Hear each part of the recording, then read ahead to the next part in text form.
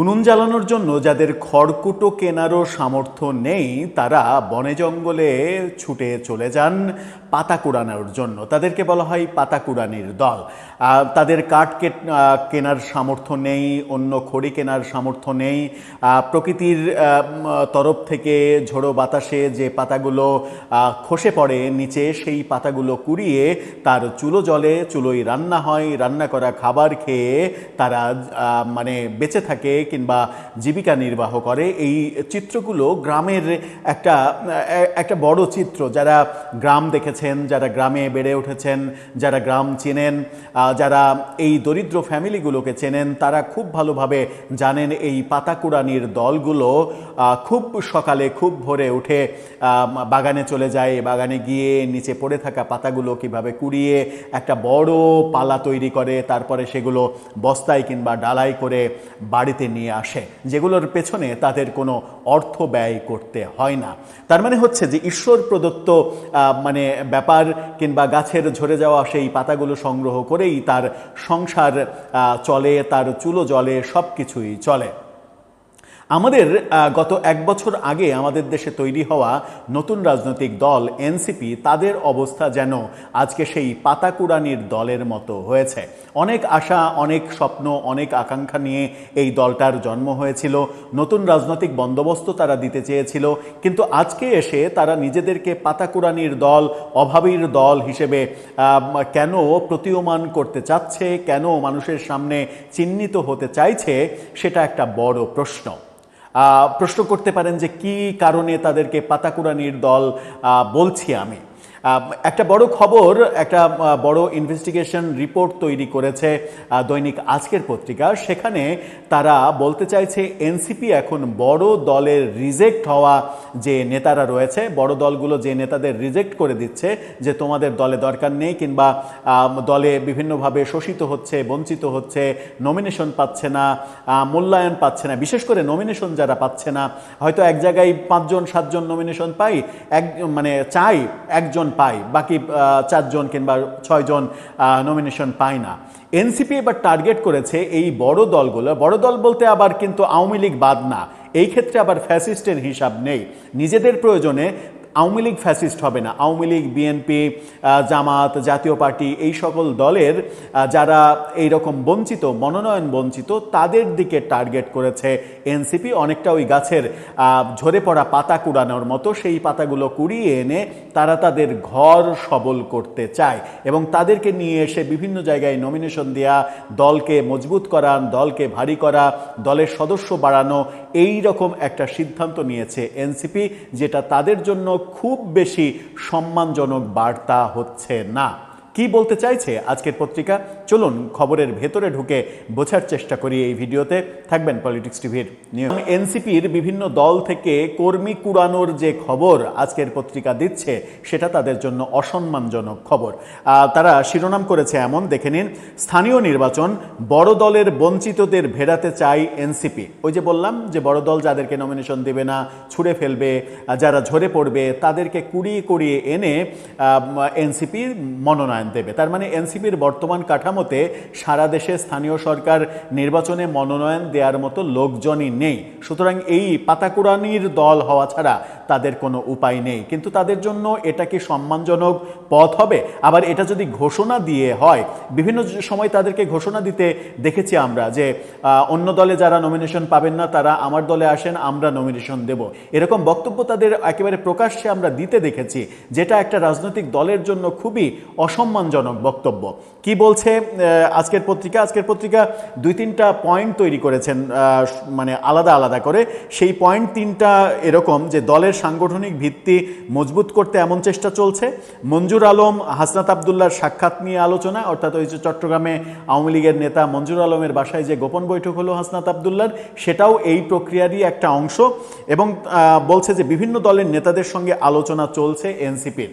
অর্থাৎ তারা আলোচনা চালাচ্ছে, এই প্রক্রিয়া, এই মানে ঝরে পড়া পাতাগুলোকে কুড়িয়ে নিজের ঘরে আনার বন্দোবস্ত তারা চালাচ্ছে। ভেতরে ঢুকি একটু। দলের জনপ্রিয়তা বাড়াতে এবং সাংগঠনিক ভিত্তি শক্তিশালী করতে বড় রাজনৈতিক দলগুলোর বঞ্চিত, কোণঠাসা ও নিষ্ক্রিয় নেতাদের টানতে চায় জাতীয় নাগরিক পার্টি এনসিপি। স্থানীয় সরকার নির্বাচনকে সামনে রেখে বড় দলগুলোর ক্ষুব্ধ, অসন্তুষ্ট নেতাদের এনসিপিতে ভেড়ানোর এই চেষ্টা চলছে।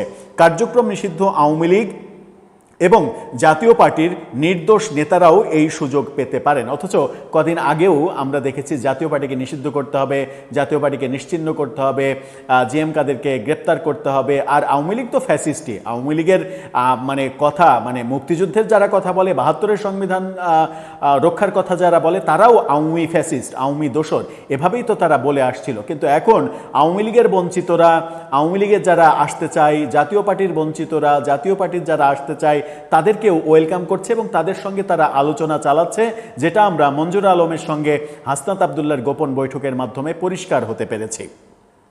এনসিপির বিভিন্ন সূত্র বলছে, বড় রাজনৈতিক দলগুলোতে দীর্ঘদিন ধরে কোণঠাসা, পদবঞ্চিত ও সিদ্ধান্ত গ্রহণ প্রক্রিয়ার বাইরে থাকা তৃণমূল থেকে বিভিন্ন পর্যায়ের অনেক নেতার মধ্যে ক্ষোভ এবং অসন্তোষ রয়েছে।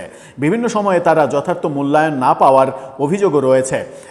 এই নেতাদের কেউ কেউ এনসিপিতে যোগ দিতে যোগাযোগ করছেন, আবার বিভিন্ন বড় দলের সৎ, পরিচ্ছন্ন ভাবমূর্তির অনেকের সঙ্গে এনসিপির পক্ষ থেকেও যোগাযোগ করা হচ্ছে।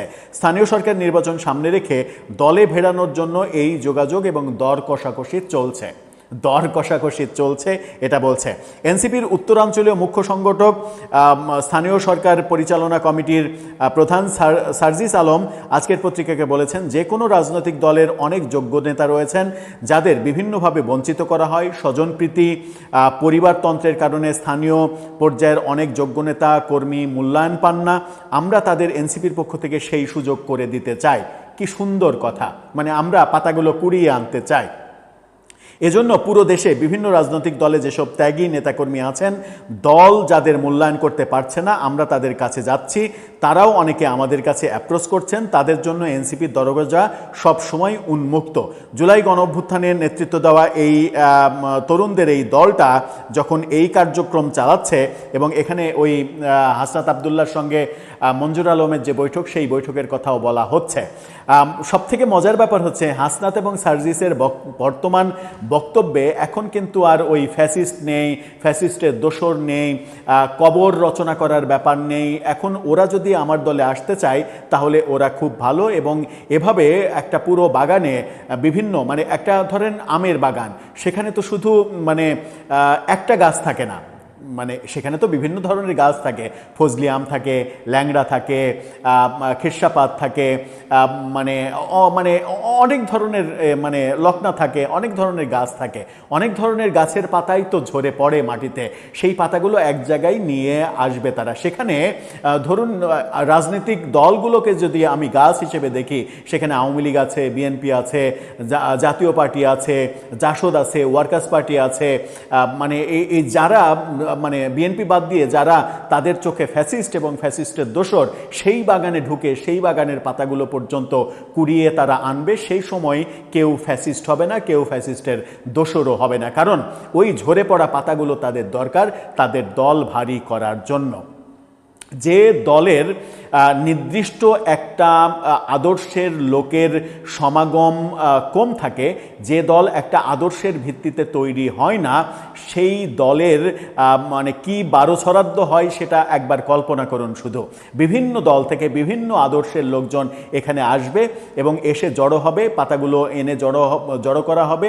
সেগুলো যখন মানে আদর্শের প্রশ্ন উঠবে, তখন তারা কোন দিকে যাবে সেই ব্যাপারের মুখোমুখি এনসিপি কিন্তু অলরেডি একবার হয়েছে।